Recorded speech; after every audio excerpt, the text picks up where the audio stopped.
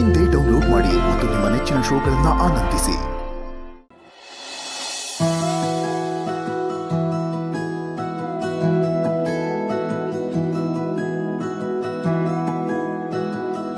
ಗೌತಮ್, ಭೂಮಿಕಾ ಮಗು ಇಲ್ಲಿ, ನೀವು ಮಾತ್ರ ಬರ್ತಿದ್ದೀರಾ?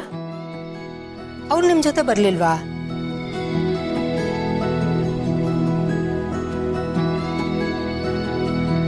ಅಪರ್ಣ, ನಾವು ಊರಿಗೆ ಹೋಗೋಷ್ಟೊತ್ತಿಗೆ ಅವರಲ್ಲಿರಲಿಲ್ಲ. ಏನು, ಅವರಲ್ಲಿರ್ಲಿಲ್ವಾ? ಮನೆ ಖಾಲಿ ಮಾಡ್ಕೊಂಡು ಹೋಗಿದ್ದಾರೆ. ಮನೆ ಖಾಲಿ ಮಾಡ್ಬಿಟ್ರಾ? ಅಲ್ಲ, ನನ್ ಎಲ್ಲಿಗೆ ಹೋದ್ರು ಅಂತಾನು ಗೊತ್ತಾಗ್ಲಿಲ್ವಾ? ಮನೆ ಖಾಲಿ ಮಾಡ್ಕೊಂಡು ಹೋಗಿದ್ದಾರೆ ಅಂತ ಅಷ್ಟೇ ಗೊತ್ತಾಗಿತ್ತು. ಎಲ್ಲಿ ಹೋಗಿದ್ದಾರೆ, ಏನು ಎತ್ತ ಒಂದು ಗೊತ್ತಾಗ್ಲಿಲ್ಲ ಕಣೆ.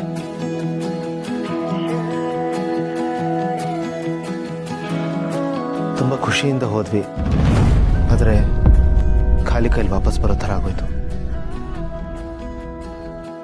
ಅದಕ್ಕೆ ಈ ಥರ ಮಾಡ್ತಾರೆ ಅನ್ನೋ ಸಣ್ಣ ಸುಳಿವು ಇರಲಿಲ್ಲ ಕಣೆ. ಬಹುಶಃ ನಾವು ಅಲ್ಲಿಗೆ ಬರ್ತೀವಿ ಅಂತ ಅವ್ರಿಗೆ ಗೊತ್ತಿತ್ತೋ ಏನೋ, ಅದಕ್ಕೆ ಅವರು ಊರು ಬಿಟ್ಟು ಹೋಗ್ಬಿಟ್ಟಿದ್ದಾರೆ. ಛೇ, ಎಂಥ ಕೆಲಸ ಆಗೋಯ್ತು. ನಾನಿಲ್ಲಿ ಮಗು ಭೂಮಿಕಾ ಇಲ್ಲಿಗೆ ಬರ್ತಾರೆ, ತುಂಬಾ ದಿನಗಳಾದ್ಮೇಲೆ ಅವ್ರ ಜೊತೆ ಇರ್ಬೋದು, ಮತ್ತೆ ನಾವೆಲ್ಲ ಒಟ್ಟಿಗೆ ಇರ್ಬೋದು ಅಂತ ಖುಷಿಯಾಗಿದ್ದೆ. ಹೀಗೆ ನೋಡಿದ್ರೆ ಬೇರೆ ಕಥೆನೇ ಆಗಿದೆ.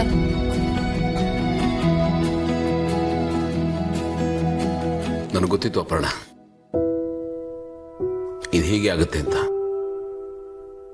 ಆನಂದ, ಅವರು ಬರೀ ಆ MLA ಧಮಕಿ ಹಾಕ್ದ, ಅವಮಾನ ಮಾಡ್ದ ಅಂತ ಊರು ಬಿಟ್ಟು ಹೋಗಿಲ್ಲ ಕಣ.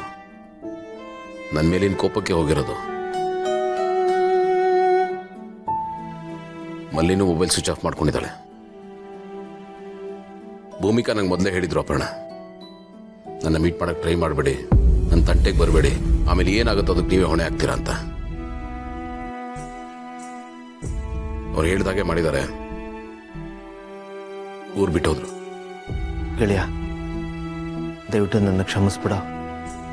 ಇಷ್ಟಕ್ಕೆಲ್ಲ ನಾನೇ ಕಣೋ ಕಾರಣ. ನೀನು ಅವತ್ತೇ ಹೇಳಿದೆ ಊರಿಗೆ ವಾಪಸ್ ಹೋಗ್ಬೇಡ ನಡಿ ಅಂತ. ನನಗೆ ಏನೊಂಥರ ಹುಚ್ಚ ಆಸೆ. ಅದೇ ಊರಲ್ಲಿದ್ದರೆ ಯಾವತ್ತಾದರೂ ಒಂದು ದಿವಸ ನೀನು ಅವ್ರಿಗೆ ಸಿಗ್ಬೋದು, ಅದಕ್ಕೇನು ನಿನ್ನ ನೋಡ್ತಿರ್ಬೋದು. ಅವ್ರ ಮನ್ಸು ಕರಗಿ ದ್ವೇಷ ಎಲ್ಲ ಮರೆತು ನೀವು ಮತ್ತೆ ಒಂದಾಗ್ಬೋದು. ಏನೇನೋ ಆಸೆ ಇಟ್ಕೊಂಡಿದ್ದೆ, ಆದರೆ ಈಗ ಅದೆಲ್ಲ ಉಲ್ಟಾ ಆಗೋಯ್ತು. ಪ್ಲೀಸ್ ನನಗೆ ಕ್ಷಮಿಸ್ಬಿಡು. ಇರ್ಲಿ ಬಿಡ, ನನ್ನ ಹಣೆ ಬರ ಈ ಥರ ಇದ್ರೆ ಯಾರೇನು ಮಾಡೋಕ್ಕಾಗತ್ತ.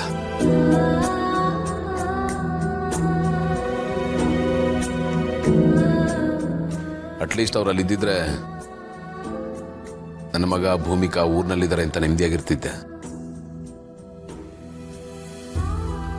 ಈಗ ಅದೆಲ್ಲಿದ್ದಾರೋ, ಏನು ಮಾಡ್ತಾ ಇದ್ದಾರೋ, ದೊಡ್ಡ ಚಿಂತೆ ಆಗ್ಬಿಟ್ಟಿದೆ ನನಗೆ. ಗೌತಮ್, ನೀನ್ ಸಮಾಧಾನವಾಗಿರು. ಅವ್ರು ನಿನ್ನ ಖಂಡಿತ ಸಿಕ್ಕೇ ಸಿಗ್ತಾರೆ, ಮತ್ತೆ ನೀವು ಒಂದಾಗೆ ಆಗ್ತೀರಾ.